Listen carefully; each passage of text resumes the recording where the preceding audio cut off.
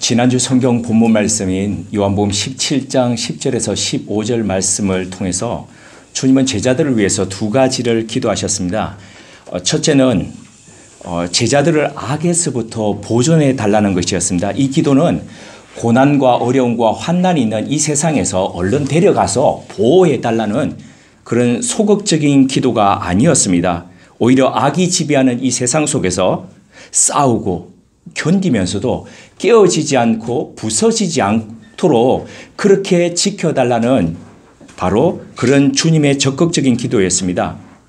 두 번째 기도는 제자들이 하나 되게 해달라는 요청이었습니다. 그 기도를 위해서 주님은 무려 3번이나 보존해 달라고 그렇게 기도하셨습니다.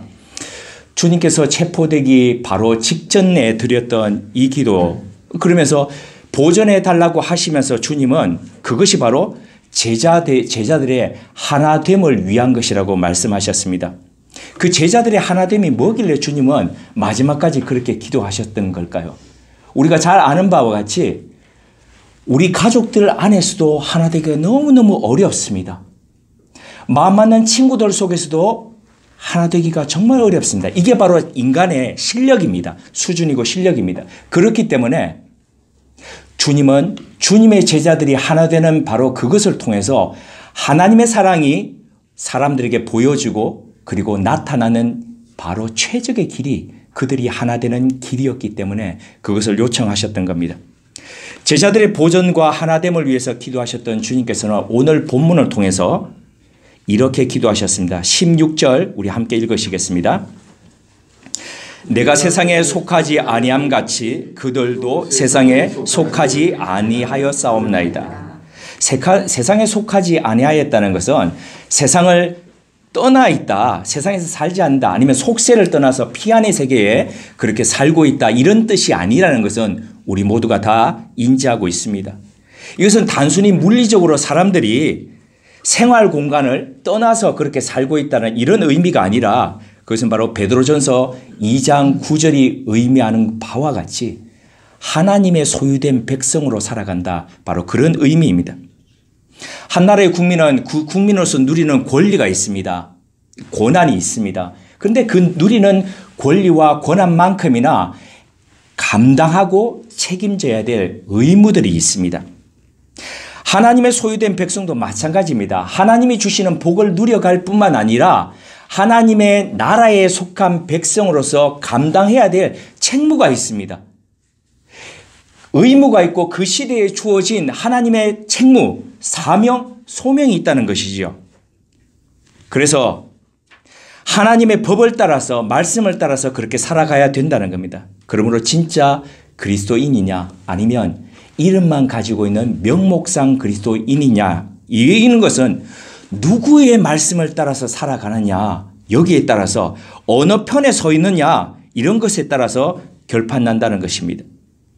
누구의 편에 서서 누구의 말씀을 따르고 어떤 가치, 누구의 가치를 가지고 살아가느냐에 따라서 우리의 정체성이 결정된다는 말씀입니다. 오스왈드 챔버스는 참 많은 경건서적을 썼습니다. 짧은 생애 가운데서 이집트에 있는 자유팀 부대의 군목으로서 살다가 갑자기 얻었던 병으로 그렇게 젊은 나이에 갔지만 그가 사람들과 나누었던 그 주옥 같은 말씀들, 그가 하나님 앞에 몸부림쳤던 그 말씀들은 오늘날까지 우리에게 아름다운 하나님의 말씀으로 우리를 자극하면서 그렇게 전해지고 있습니다. 그의 서적 중에 그리스도인의 정체성이라는 책이 있습니다. 이 책을 통해서 챔버스는 그리스도인이 누구냐, 그 그리스도인의 정체성이 도대체 뭐냐라는 부분을 우리에게 이야기하면서 이런 돌직구를 날립니다. 당신은 지금 그리스도인으로 살고 있습니까? 챔버스가 말하는 그리스도인의 정체성이라는 것은 그리스도의 영이 임한 사람, 하늘로부터 임했던 그 그리스도의 영에 의해서 새롭게 태어난 사람, 거듭난 사람, 이런 뜻을 얘기하고 있습니다. 그래서 하나님의 영으로 거듭난 사람은 관심이 어떤 것에 있을까요? 당연히 하나님의 영이 원하는 부분이 어디 있는가? 하나님의 눈동자와 하나님의 시선이 머무는 것이 어디 있는가? 그러니까 하나님께 관심을 두면서 살아갈 수밖에 없다는 거지요. 그래서 늘 자신이 있는 그 지점에서 그 순간에 하나님에 대해서 관심을 가집니다. 하나님에 대해서 주목합니다.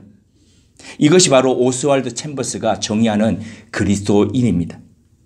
한마디로 말해서 하나님 편에 서서 하나님과 같이 같은 편 먹고 살아가는 사람, 바로 그 사람이라는 거지요. 그게 바로 하나님의 소유된 백성이라는 겁니다. 우리는 진정 이런 그리스도인으로 살고 있습니까? 우리가 갖고 있는 믿음을 따라서 하나님 편에서 서서 역동적으로 그렇게 하나님 편 먹고 하나님 편을 들면서 그렇게 살아가고 있습니까? 지난 월요일 신학교 동기 모임이 구리에 있는 한 교회에서 있었습니다. 그 교회는 제 동기가 신학교 다니면서 저하고 같이 그림을 그려가지고 시를 만들어서 시화전을 열기도 하고 했던 그런 친구였습니다. 어린 시절 어머니 태중에 있을 때에 어머니가 그 친구를 지우기 위해서 의사가 집게를 가지고 이렇게 넣어가지고 뇌를 잘못 찝어서 이 친구는 오른쪽 손을 쓰지를 못하다가 겨우 조금 회복해서 한 30% 정도의 기능만 가지고 그렇게 살아가는 친구였습니다. 처음부터 신학교에 들어왔을 때에 나는 이런 몸을 가지고서는 일반 교회의 목사가 될 수 없구나 라는 것을 교회 생활을 하면서 절감했던 그는 신학교 신대원 생활 저희 1학년 때부터 교회를 개척해 가지고 그렇게 하다가 자기 고향 교회에서 완전히 말아먹고 그리고 난 뒤에 두 번째로 개척했던 교회가 바로 지금에 있는 구리에 있는 교회 13년 된 교회였습니다. 어린아이부터 시작해서 한 50여 명이 4층 건물에 3층을 제외하고 지하층부터 시작해서 옥상 그쪽까지 다 쓰고 있는 한 50여 명이 그렇게 예배드리는 정말 공동체였습니다. 금요일 기도회도 이렇게 사진 찍은 거 보니까 갓난애가 엄마 품에 와가지고 오는데 엄마가 예배 드리려고 그러니까 좀 나이 드신 분이 그 아이를 처음부터 돌아가면서 다 안고 돌보고 그러고 있는 겁니다. 그래서 얼핏 보면 저 아이가 누구 집 아이인지도 모를 정도로 이 부모 저 부모 안에서 이렇게 커가면서 어린 시절부터 그렇게 예배하고 있는 그런 곳이었습니다. 그가 어떻게 교회를 개척하고 살아왔는지를 특강 형식으로 저희한테 얘기했습니다. 우선 회심하고 교회 일원이 되면 딱 두 가지를 한답니다. 첫째, 모든 공예배와 기도의 필참. 두 번째, 어린아이부터 나이 드신 어른까지 모두 11조. 딱 그 소리를 듣는 순간 동기 한 명이 손을 딱 들었습니다. 그거 너무 율법적인 거 가르침 아닙니까? 그때 이 동기가 모든 더 이상 사람들이 논란을 펴지 못할 정도로 이렇게 대답했습니다. 물질 세계 속에서 살아가면서 누군가를 사랑한다는 것이 그 사람을 위해서 내 시간을 내고 내 돈을 내가지고 그 사람을 사랑하는 거, 내 마음을 표시하는 것 말고 다르게 표현할 방법이 있습니까? 마찬가지로 물질이 최고라고 여겨지는 이 땅, 이 세계 속에서 내 시간을 내어서 하나님 앞에 예배하고 내 물질을 들여서 하나님을 섬기는 거 이것 말고 하나님 사랑한다는 거 다른 방법이 있으면 말해보세요. 어떻습니까? 우리와 비교해보면 우모론교회는 시작한 지 4년 6개월이 되었습니다. 4년 6개월이 지나면서 단 한 번도 제가 예배에 대해서 결석을 하시거나 아니면 늦으시거나 이런 부분들에 대해서 뭐라고 말씀드린 적이 한 번도 없습니다. 저 어릴 때에 교회 늦지 않습니까? 그러면 저기서 담임 목사님이 어린 시절에 그랬습니다. 그거 들어오지 말고 거기 서 있어. 그렇다고 제가 늦은 적은 거의 없습니다. 교회의 사람이었기 때문에 당황스러우면서도 거기에 서가지고 그렇게 예배드리고 했던 게 저의 어린 시절의 모습이었습니다. 그렇게 배우고 듣고 자랐다면 제가 어떻게 해야 되겠습니까? 그런데도 한 말씀 드리지 않았습니다.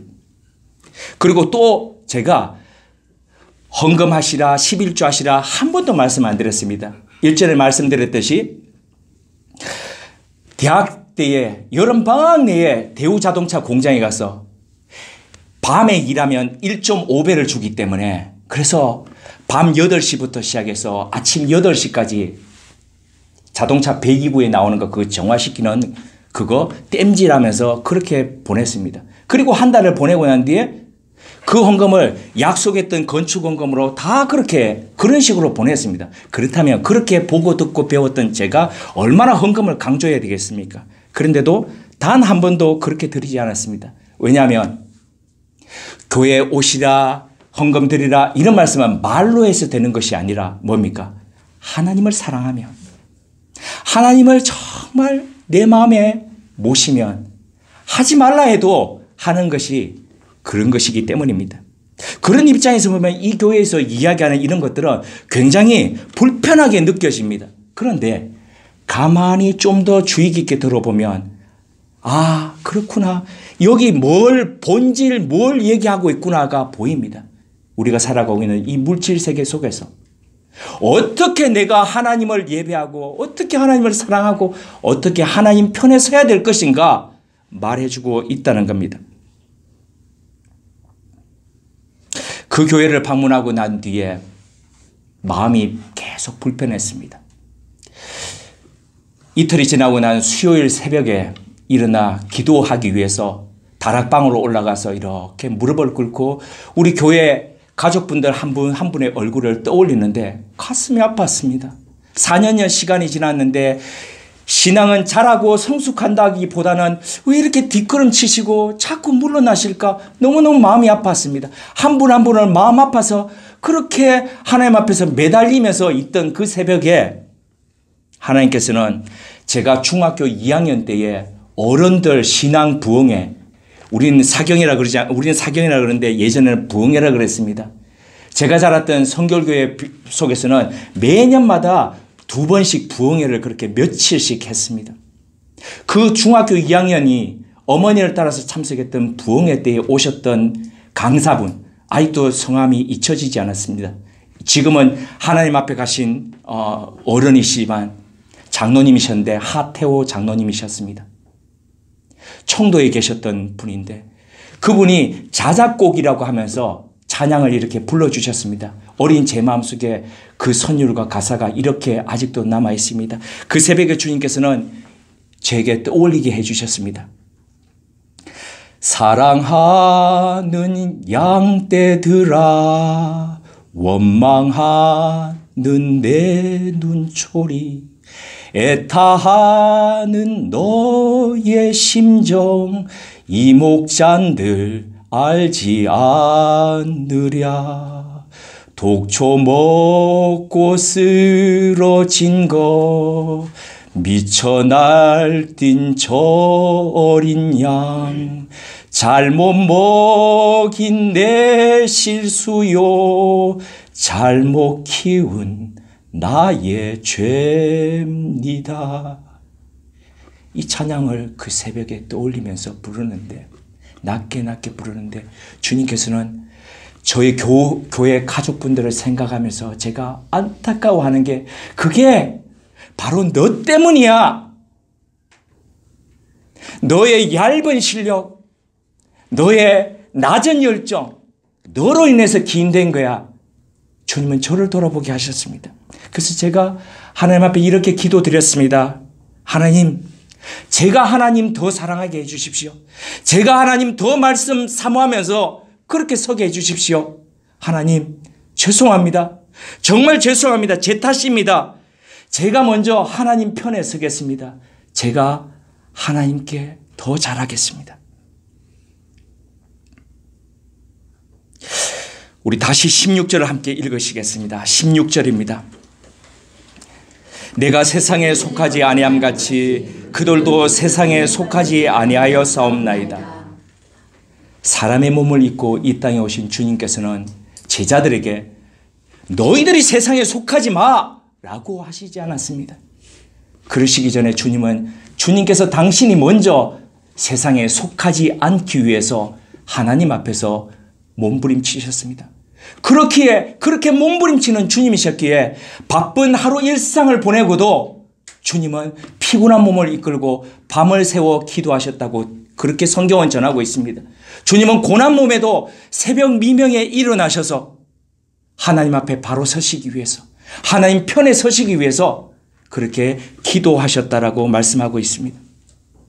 하나님의 아들이신 주님께서 이렇게 하나님 편에 서기 위해서 몸부림치면서 저녁 밤늦게까지 새벽에 일어나서 이렇게 주님께서 그렇게 하나님을 붙드셨다면 우린들 말해야 뭐 하겠습니까? 당연히 우리는 어떻게 할지 생각 드시지 않겠습니까? 본인이 애쓰고 노력하지 않는데 갑자기 실력이 증가되고 갑자기 누가 자 우리 게임하듯이 이렇게 붙이면 이쪽 에너지가 이쪽으로 가듯이 자 내 능력 내 내공 너한테 줄게 이래가지고 몇 갑자 내공이 올라가고 이런 경우는 우리의 현실 세계 가운데 전혀 없다는 것을 기억할 필요가 있습니다. 검은색이 있습니다. 흰색이 있습니다. 우리 지금 이머실 옷들 보면 검은 계통, 흰 계통 이렇게 있지 않습니까? 전혀 다른 상대편, 건너편 이렇게 상대편에 서서 보고 있는 색 같습니다. 이 색과 이 색은 전혀 만날 그런 여지가 없는 색 같습니다. 그러나 이렇게 멀찌감치 서로 반대편에 서 있는 그런 이 두 가지 색이 묘하게도 중간에 이 색과 검은색과 흰색이 섞여져 있는 이 부분에서 만난다는 겁니다. 어떤 색입니까? 회색입니다. 검은색도 아니고 흰색도 아닌 이런 속에서 마찬가지로 신앙도 그렇습니다. 신앙도 묘하게 처음 믿었던 부분, 이제 막 안 믿는 부분과 사랑하는 하나님 사랑하고 따라가는 이 부분 속에서 이렇게 진행해 가는 과정 가운데 묘하게 이쪽도 아니고 저쪽도 아닌 회색의 지대를 지나게 된다는 거죠. 좋게 말해 중도 지점이라고 얘기할 수 있습니다. 하지만 그것은 하나님 편도 아니고 세상 편도 아닌 묘하게 섞인 부분이라는 거죠. 그런데 이 신앙의 회색 지점이 길면 길수록 어떻게 되냐면 거기에 젖어들어서 거기에 빠져서 고착된 삶을 살아갈 그런 여지가 많다는 겁니다. 그렇기 때문에 경계심을 가지고 그 지점을 통과해야 된다는 겁니다. 영화 장르 중에서 누아르라는 게 있습니다. 어떤 거지요? 누아르라는 게. 주로 범죄 뭐 이런 부분에 보면 그래서 굉장히 폭력적이고 이러면서 이렇게 선과 악이 묘하게 겹쳐 있는 것 같고 이건 것 같은데 저건 것 같고 이런 겁니다. 누아르가 본래 불어 단어 누하흐를 얘기하는 거죠. 검은색이라는 부분입니다. 그런 것처럼 이렇게 짙은 검은 지점 이런 부분들이 드러나 있습니다. 대표적으로 한국의 누아르 영화 작품을 들려면 어떤 게 있을까요? 2013년에 개봉했던 영화 신세계. 네. 아주 보고 또 봄에도 불구하고 야 저런 장면이 있어서 이럴 정도로 참 재미있게 그렇게 가는 부분입니다. 줄거리는 간단합니다. 경찰이 새로 이렇게 점점점 더더욱 세력을 확대해가는 그런 범죄 조직. 요즘 범죄 조직, 예전에는 범죄 조직들이 어떻게 했습니까? 주로 술집, 왜 이런 큰 술집, 뭐 나이트 이런 것들을 점령하고 그렇게 술 장사했지 않습니까? 요즘은 어떻습니까? 사업체를 꾸려가지고 그렇게 하는 좀 바뀌었지 않습니까? 그래서 점점점 사업체를 해가면서 회장님이라 그러고 뭐 이렇게 해가는 그 범죄 집단을 새롭게 보스를 바꾸고 자신들 마음대로 통제하기 위해서 한 경찰을 그 속에 신분 세탁을 해서 들여보냅니다. 그런데 이 경찰이 들어가서 어떻게 합니까? 그 자기 보스가 될 수 있는 그 밑에 바로 밑에 이 사람하고 붙어가지고 마음을 얻기 위해서 같이 죽으라고 싸웁니다. 그러다가 그 마음을 얻고 의형제가 맺습니다. 그런데 점점 가다가 어떻게 됩니까? 자신을 진심으로 사랑해주는 그 보스의 그 관계를 가지면서 점점 자신의 마음을 주고 동화가 되어버리고 맙니다. 그런데 이런 일이 영화 속에서만 있는 것이 아닙니다. 우리 현실 속에서도 있습니다. 더 정보를 좋은 정보를 얻기 위해서 취재원하고 아주 가까이 밀착해서 지내면서 아주 고급진 정보들을 받아 그리고 기사를 써갑니다. 그러다가 어떻게 됩니까? 그 집단에 완전히 마음이 동화되어서 그 집단을 대표하는 소위 말하는 찌라시, 받아쓰기만 하는 그런 찌라시 언론이 됩니다. 정부의 통제를 받아야 하는 어떤 기관은 스스로 권력기관이 되어서 어떻게 이 편에 설까 저 편에 설까 저울질하면서 그렇게 정치적 영향력을 행사해 가고 있습니다. 교회는 어떻습니까? 극우와 손을 잡고 하나님을 섬기는 종교가 되지 않고 광장의 종교가 되어서 그렇게 자신들의 사역을 위해서 전적으로 쓰겠다면서 헌금함을 광장에서 돌리고 있습니다. 자신이 머물러야 할 자리를 상실한 채 이쪽과 저쪽이 마주치는 그 묘한 회색 지점에서 그들의 정체성을 잃어버리고 동화된 바로 뼈아픈 결과입니다. 앞서도 말씀드렸지만 우리 중에 어느 누구도 회색 지점을 통과하지 않고 신앙의 단계로 나아가는 사람은 아무도 없습니다. 모두가 다 통과합니다. 하지만 이것이 길어지면 그 자체가 편안해지고 그래서 안락함을 느끼게 되고 그래서 그 자리에 그냥 주저앉아서 살아가는 삶을 살아갈 수밖에 없다는 거죠. 이런 말이 있지 않습니까? 아무리 우범지대에 살더라도 3년 이상 그곳에 살게 되면 어떻게 된다고요? 세상에서 제일 편하고 안전한 곳이 바로 그 동네라고 생각하게 된다는 겁니다. 오래되면 문제의식도 개선의식도 그렇게 소멸될 수 있다는 그런 경고입니다. 그렇다면 우리는 어떻습니까? 현재 내가 서 있는 자리는 하나님 편입니까? 아니면 하나님의 반대편입니까? 아니면 이 편도 아니고 저 편도 아닌 묘한 회색 지점에 있습니까? 묘한 회색 지점에 있다면 지금 내가 있는 자리가 불편합니까? 아니면 편안하고 안락합니까? 만약 편안하고 안락하다면 지금 있는 이 회색 지점이 그만큼 오래되었다는 반증 아니겠습니까? 불편해야 합니다. 그것을 벗어나기 위해서 몸부림쳐야 합니다. 애써야 합니다. 하지만 단순히 몸부림치고 애쓴다 그래서 이것이 해결될 문제일까요? 인간이 그렇게 녹록지 않습니다. 우리의 습관이 그렇게 쉽게 바뀌어지지 않습니다. 그렇다면 한번 굳어진 것을 펴기 위해서 우리는 어떻게 해야 될까요? 어떻게 하면 하나님께로 더 가까이 가면서 이 회색 지점을 얼른 벗어날 수 있을까요? 이에 대해서 주님께서는 17절을 통해서 이렇게 말씀하십니다. 17절을 함께 읽겠습니다. 그들을 진리로 거룩하게 하옵소서.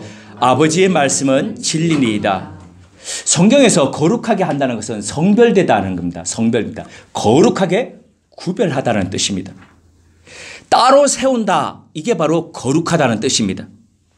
이것을 좀 더 구체적으로 표현하자면 제사장은 일반 사람들 그 레위 중에서도 골라가지고 따로 세우는 것, 그게 바로 성별시키다 그랬죠. 구별시키다. 같은 세상, 동일한 세상을 살아가면서도 누군가는 구별되게 살아가는 사람들이 있습니다. 누군가는 시절에 그런 시류를 좇지 않고 그렇게 구별되어서 살아가는 사람이 있다는 거죠. 하나님 편에 서서 하나님을 섬기는 사람들, 그 사람들이 어떤 사람이라고요? 거룩한 사람이라는 겁니다. 이것을 가능하게 해주는 것을 주님은 바로 진리, 그 진리는 뭐라고요? 진리는 바로 하나님의 말씀이라고 그렇게 말씀하고 있습니다. 우리는 다른 어떤 이론, 신념이 아니라 진리신 하나님의 말씀을 따라서 거룩해질 수 있습니다. 그 말씀을 통해서만 하나님 편에 설 수 있고 세상에 속하지 않은 그리스도인으로 그렇게 살아갈 수 있다는 겁니다. 그런데 세상에 하나님의 말씀을 내걸고 자기 신념을, 하나님의 말씀을 내걸었는데 자기 신념을 묘하게 포장하고 살아가는 사람들이 많다는 거죠. 다른 말로 표현하면 우리를 미혹해 하는 것들이 많다는 겁니다. 목사의 말이라고 따라야 됩니까? 목사의 말이라고 따라야 됩니까? 그렇지 않습니다. 목사의 말이라고 따랐다가는 큰일 납니다. 아니죠. 따라야죠. 진리라면. 그런데 진리가 아니라면 따라서는 큰일 나죠.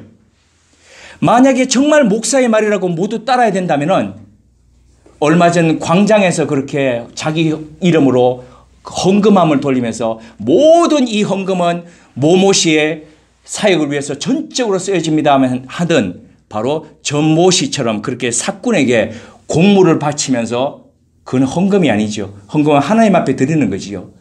그런 바로 광장교가 될 수 있다는 겁니다. 우매한 교인이 될 수 있다는 겁니다. 아예 대놓고 이런 식으로 가는 사꾼 이외에 우리가 더 경계해야 될 게 있습니다. 이런 사건을 보면 우리는 적어도 인지하고 구분할 수 있지 않습니까? 그런데 묘하게 처음부터 끝까지 진리를 이야기하는 것 같습니다. 그런데 마지막 결론을 내는 것 보면 묘하게도 자기가 원하는 것들을 해서 끌고 가는 그런 부류가 있다는 거죠. 한 가지 안타까운 에피소드를 나눕니다. 2019년 올해입니다. 몇 주 전 대한예수교 장로회 통합교단 우리가 있는 곳이죠. 그 총회장으로 선출된 사람이 김태영 목사입니다. 그가 지난 104기 총회에서 이렇게 설교했습니다. 사회에서 이름값을 하고 건재할 수 있는 자본은 은, 금과 지식이 아니라 신뢰입니다. 지금 우리 한국교회는 그 무엇보다도 사회적인 신뢰를 회복하는 것이 당면 과제입니다. 그 자리에 있던 사람들이나 그것을 방송으로 지켜보던 사람들은 참 안심했습니다. 야, 됐구나. 이제 저 한국에서 가장 크다고 하는 단일교단, 저 교단이 제대로 하나님 앞에서 설 수 있겠구나. 그런데 그 기대는 너무나도 순진한 것이었습니다.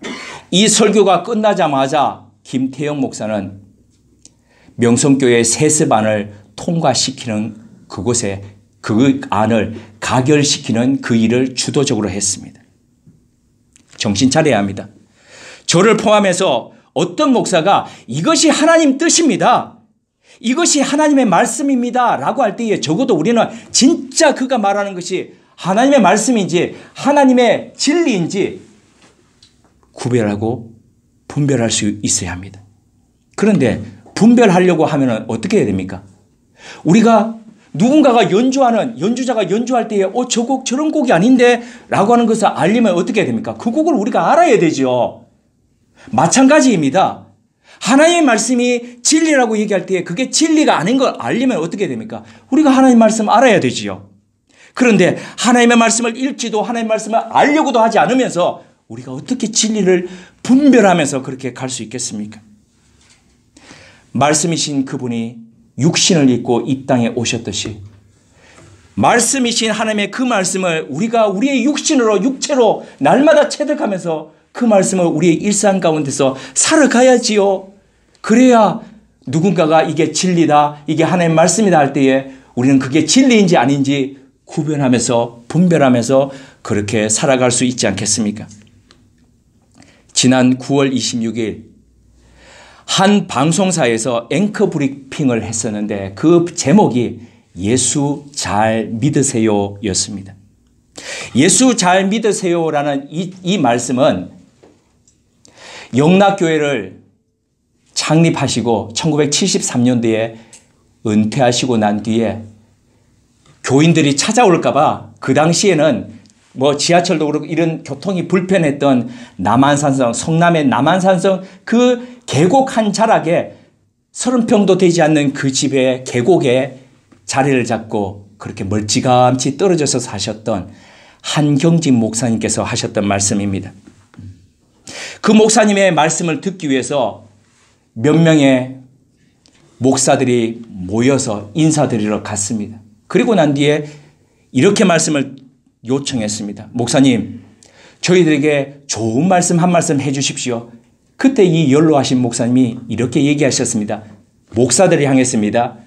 목사님들, 예수님 잘 믿으세요. 상식적이지 않은 말이지 않습니까?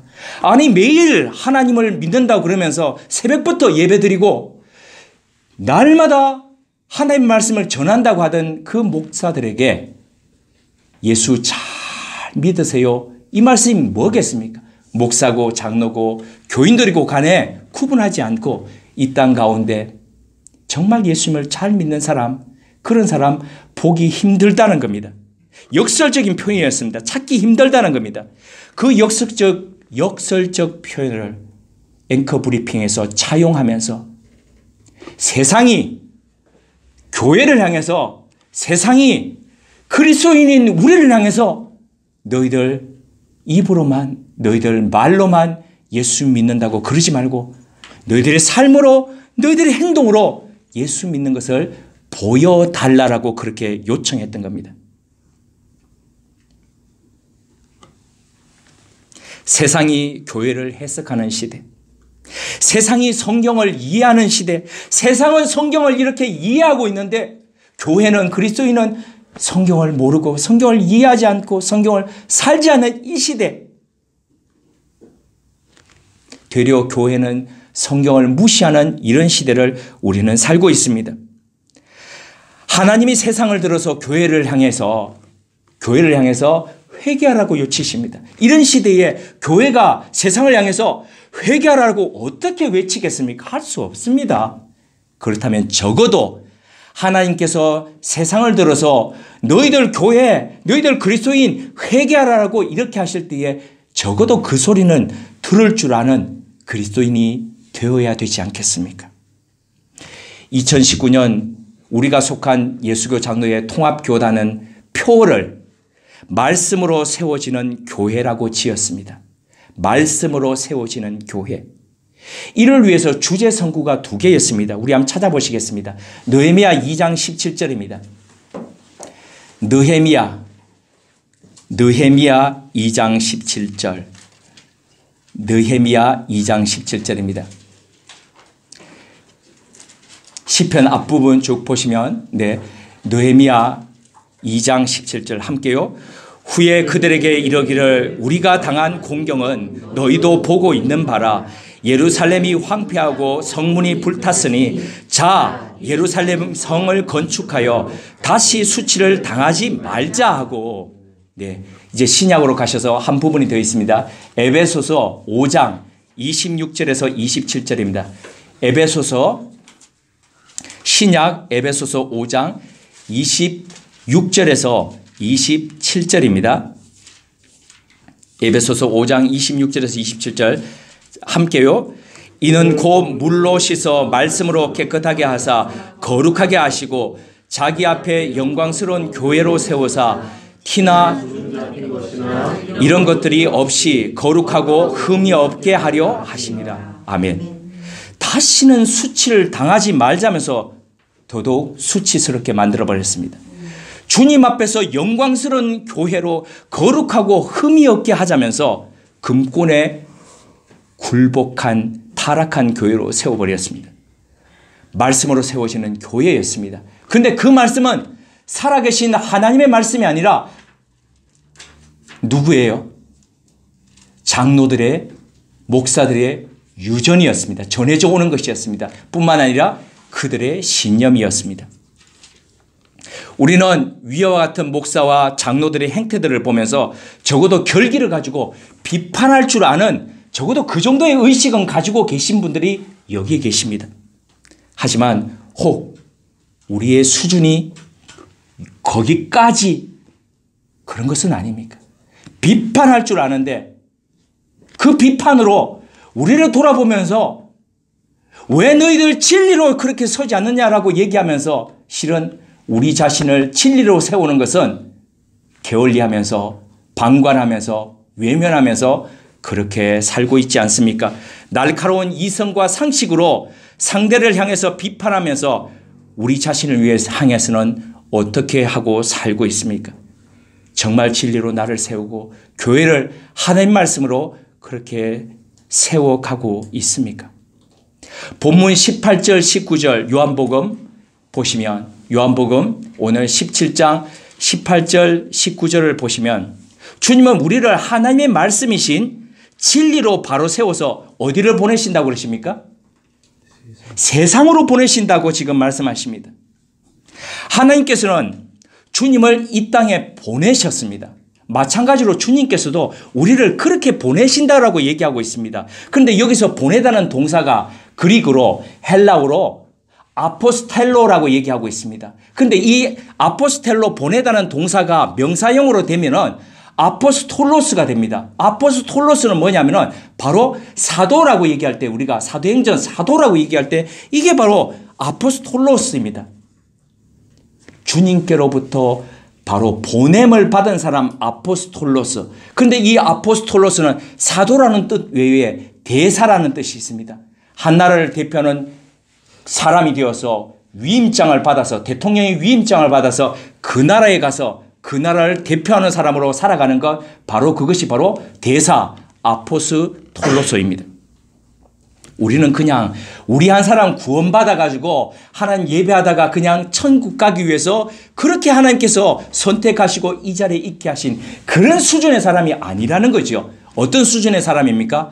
하나님 나라를 대표하는 주님께서 보내신 아포스톨로스 사도가 되어서 하나님의 말씀을 전하고 하나님 편에 서 가지고, 그리고 하나님 나라를 대표해서 이곳에서 하나님을 전하는 대사로 쓰기 위해서 주님은 아포스톨로스로 우리를 세워서 보내셨다는 거죠. 그래서 유딘 피터스는 그의 번역 성경 더 메시지에서 이 부분을 이렇게 번역했습니다. 아버지께서 내게 사명을 주셔서 세상에 보내신 것처럼 나도 그들에게 사명을 주어 세상에 보냅니다. 내가 그들을 위해 나 자신을 거룩하게 구별하는 것은 그들도 진리로 거룩하게 구별되어 자신의 사명을 감당하게 하려는 것입니다. 주님께 보냄을 받은 사도로서, 하나님 나라를 대표하는 대사로서 우리는 이 시대, 이 사회 속에서 어떤 사람으로 어떻게 살아가시렵니까? 함께 기도하시겠습니다.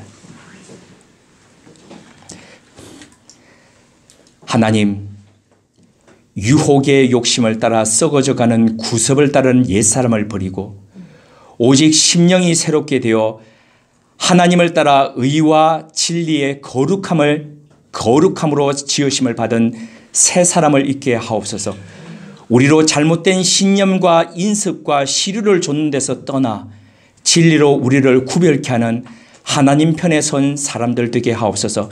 그리하여 무엇보다도 예수 믿는다는 것이 부끄러움이 되어버린 이 시대 속에서 예수 잘 믿는 그리스도인 되게 하옵소서.